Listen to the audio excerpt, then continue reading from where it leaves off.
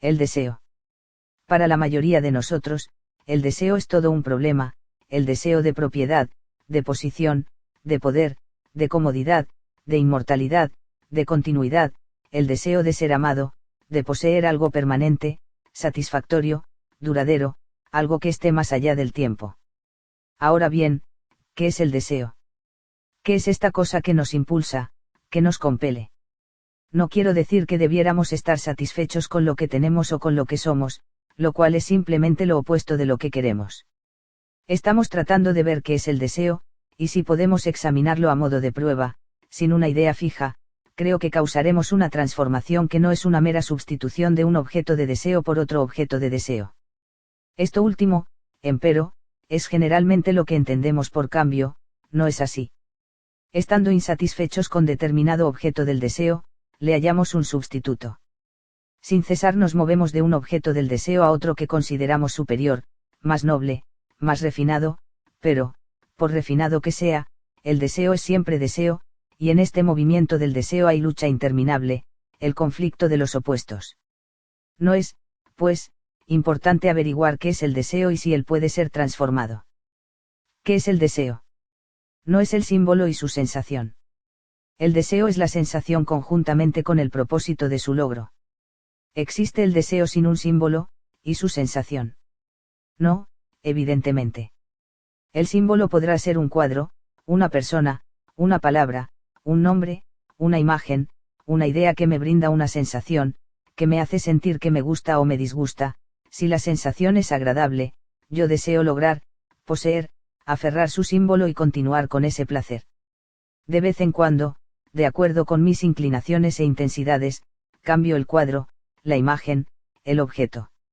De una forma de placer estoy harto, fastidiado, cansado, aburrido, busco, pues, una nueva sensación, una nueva idea, un nuevo símbolo. Rechazo la vieja sensación y me abro a una nueva, con nuevas palabras, nuevas significaciones, nuevas experiencias. Resisto a lo viejo y cedo a lo nuevo que considero superior, más noble, más satisfactorio.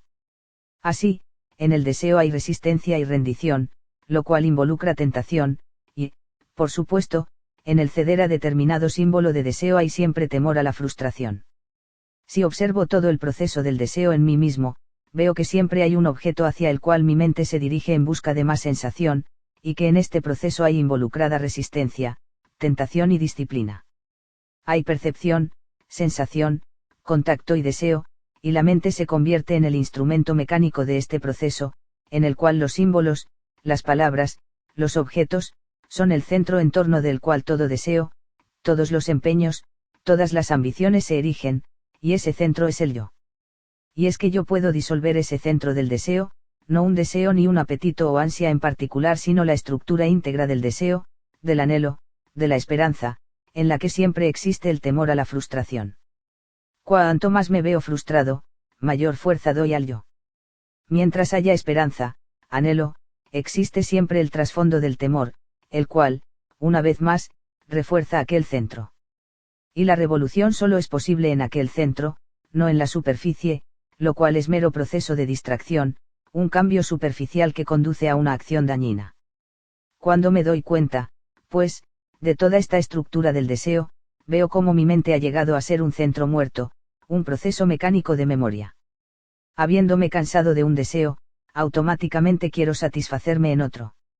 Mi mente experimenta siempre en términos de sensación, es el instrumento de la sensación. Estando aburrido de determinada sensación, busco una sensación nueva, que podrá ser lo que llamo realización de Dios, pero ello sigue siendo sensación.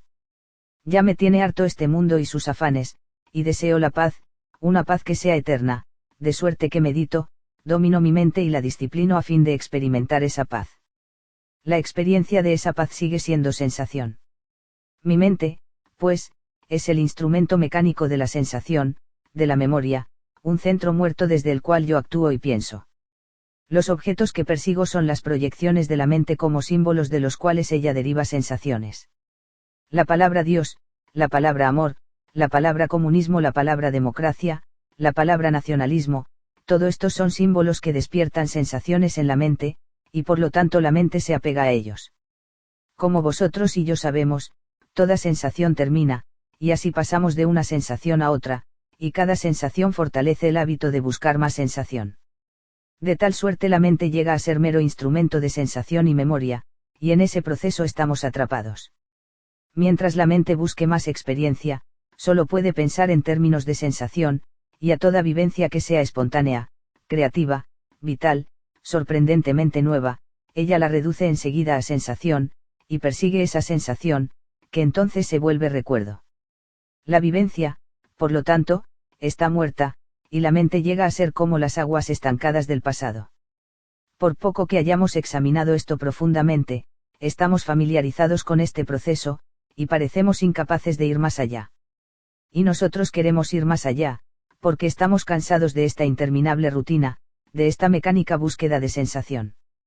La mente, pues, proyecta la idea de la verdad, de Dios, sueña con un cambio vital y con desempeñar un papel principal en ese cambio, y así sucesivamente. De ahí que no haya nunca un estado creador. Veo desarrollarse en mí mismo este proceso del deseo, que es que se repite, que mantiene a la mente en un proceso de rutina y hace de ella un centro muerto del pasado en el que no hay espontaneidad creadora. Y también hay momentos súbitos de acción creadora, de aquello que no pertenece a la mente, ni a la memoria, ni a la sensación, ni al deseo. Nuestro problema, pues, es el de comprender el deseo, no hasta dónde debiera ir, o dónde debiera terminar, sino el de comprender todo el proceso del deseo, las ansias, los anhelos, los apetitos vehementes. Muchos de nosotros creemos que el poseer muy poco indica liberación del deseo, y que culto rendimos a los que no tienen sino pocas cosas.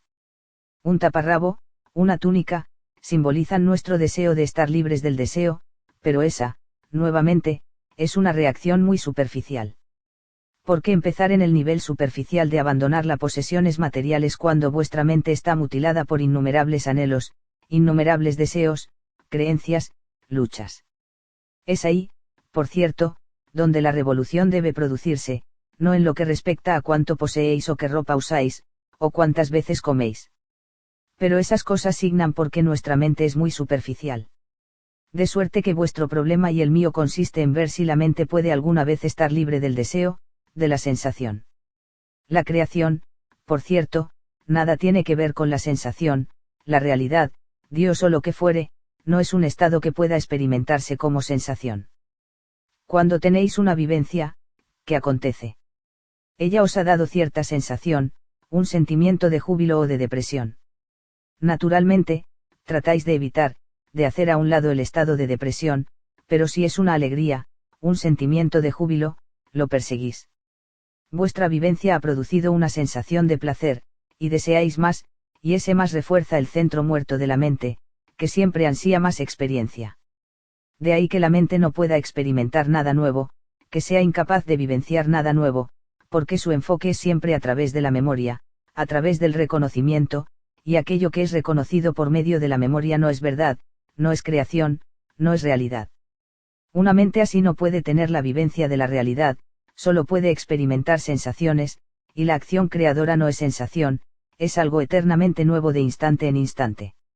Ahora bien, yo me doy cuenta del estado de mi propia mente, veo que ella es el instrumento de la sensación y del deseo, o, más bien, que ella es sensación y deseo, y que se halla mecánicamente atrapada en la rutina.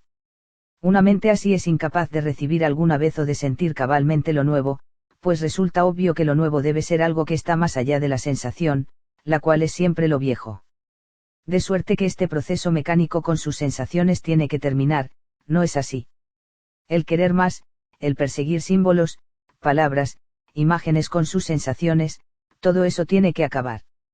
Solo entonces es posible que la mente se halle en ese estado de creatividad en que lo nuevo puede siempre surgir. Si queréis comprender sin estar hipnotizados por palabras, por hábitos, por ideas, y ver cuán importante es que lo nuevo actúe sobre la mente de un modo constante, entonces, tal vez, comprenderéis el proceso del deseo, la rutina, el aburrimiento, el ansia constante de experiencia.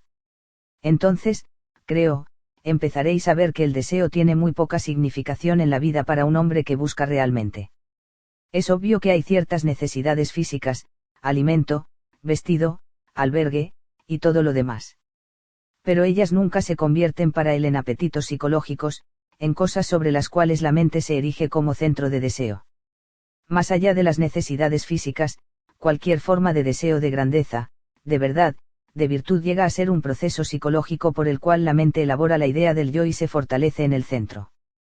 Cuando veáis este proceso, cuando os deis realmente cuenta de él sin oposición, sin un sentido de tentación, sin resistencia, sin justificarlo ni juzgarlo, entonces descubriréis que la mente es capaz de recibir lo nuevo, y que lo nuevo nunca es una sensación, por lo tanto no puede jamás ser reconocido, experimentado nuevamente. Es un estado de ser en que la creatividad adviene espontáneamente, sin que intervenga la memoria, y eso es la realidad.